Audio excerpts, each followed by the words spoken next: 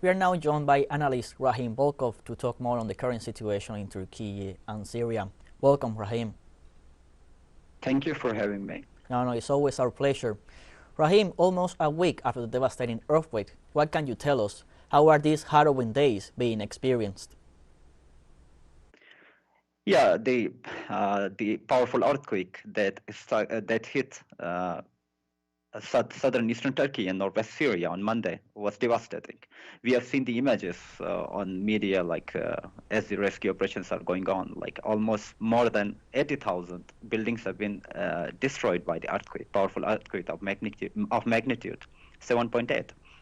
This, according to Turkish President Recep Tayyip Erdogan, this was the most destructive earthquake Turkey has ever seen in the last 84 years.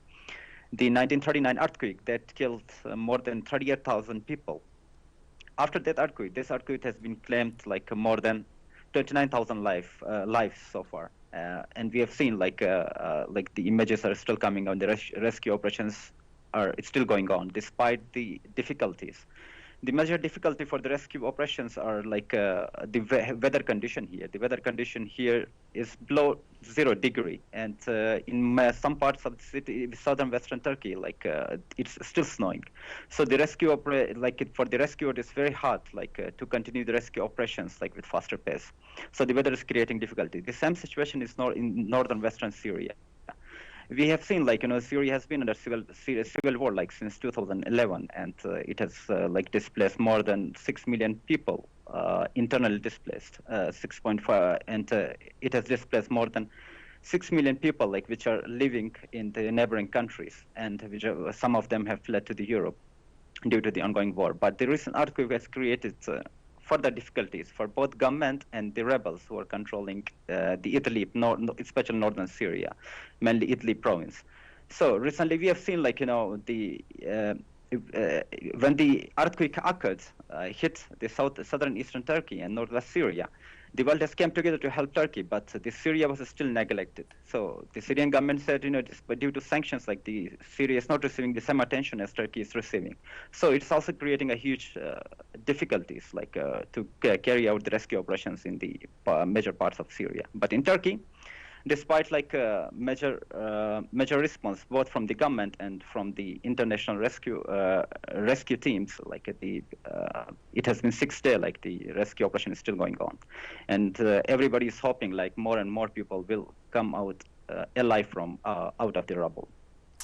You were talking about the international aid and how it has been pouring in from many countries. The Syrian government, however, has denounced that Western sanctions are hindering the delivery of assistance, as you were saying. What can you tell us about the reach of these sanctions and how they prevent helping those in need? And also, shouldn't the so-called international community do more for these sanctions to be lifted, especially in these trying times?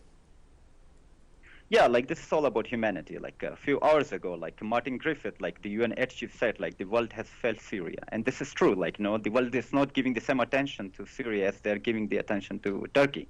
This is not the time to do politics. This is not the time to engage in the political games or supporting one party or supporting another. This is all about humanity. The Syria needs international assistance. And the US recently announced they are using some sanctions in order to allow the humanitarian aid to Syria. But the problem recently, a few hours ago, the Hayat Tahrir al-Sham, the HTS, which is controlling mostly the Idlib province, have refused to sign to allow the humanitarian aid from the Syrian government. They said we will not accept any aid from the Syrian government, and we will not allow them to use this earthquake to lift sanctions on Syria. So this has all become a political game within Syria too. But the Syrian government has said, we are ready to help the affected parts in the affected northern city, the Idlib. But the problem is the rebel groups who are controlling Idlib are not allowing, not accepting the Syrian government to send this humanitarian aid to this area. And we know that, the government-controlled areas are also majorly affected, especially Aleppo. We have seen, the images, the shocking images, devastating images are also coming up from Aleppo. And the rescue operations are still going on. The Russians have sent, the rescuers, the Russian armies, helping, this Syrian government, in the rescue to to increase rescue operation in Aleppo and other affected cities like such as Tartus and Latakia. But it's still like, you know, the international community is missing, especially the so-called West is missing, like, which has been always talking about the humanity, human rights. But where is West now? Like, it has been like a totally double standards, like they are showing, like towards Syria. Syria has been largely neglected by this whole geopolitical game and this whole civil war which is going on in Syria since 2011.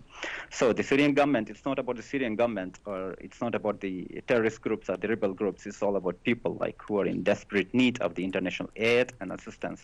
They deserve like to be alive. They deserve to have a shelter. They deserve to have food on their table. But unfortunately, just because of the Western negligence and Western this whole double standards, like Syria is still suffering, and the people are suffering. It's not the Syrian government which is suffering. It's the people who are suffering. So the West should lift the sanctions on Syria in order to like further continue the aid operations, to foster the pace of the aid operation and assistance to the Syrian people.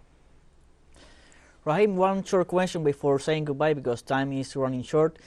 The authorities in Turkey have issued over 110 arrest warrants of people in charge of several of the buildings that have collapsed for negligence, people in charge of constructing these buildings. Is this another example of profit over people's safety? And how far do you think these actions will go? Yeah, this is very like important to notice. Like, yeah, the Turkish government has already issued like the warning, like because, you know, we have seen like the recent earthquake. Not the all buildings have collapsed. The 2 years old or 3 years old buildings have also collapsed. Like so, the Turkish government said like whoever constructed it, we will take a legal action against them. And yesterday there was a report like 2 of the contractors from the Istanbul airport were captured detained by the police. Like they were the contractors who built like the commercial residential buildings, and that collapsed like in the earthquake. They were actually trying to flee the country, but the Turkish police detained them from the airport. So the Turkish government is taking legal action against those like who have constructed these buildings without taking like the all like construction measures like as dictated by the government, because the Turkish government has bought these reforms like construction reforms in 2008. They have renewed like, but the new buildings like which were constructed by these constructors, they didn't like install like the shock absorbers, so that became a big problem like for the people. And we have seen like, you know, when the earthquake hit this region, it's a earthquake volatile region, so when it hit the region, so major buildings like collapsed and thousands of people died. So it's time for the Turkish government to like tighten the construction laws and to regulate the real estate in this country. So the Turkish government has already issued a warning. Maybe like they will take legal actions against those like who are responsible for these like feeble constructions. Thank you, Rahim, for your inputs and time hearing from the South. You're welcome. Thank you. For now, we are saying goodbye. We have come to the end of this news brief. Remember, you can find these and many other news on our website at telesurenglish.net. You can also join us on our social medias on Facebook, Twitter, Instagram, Telegram, and TikTok.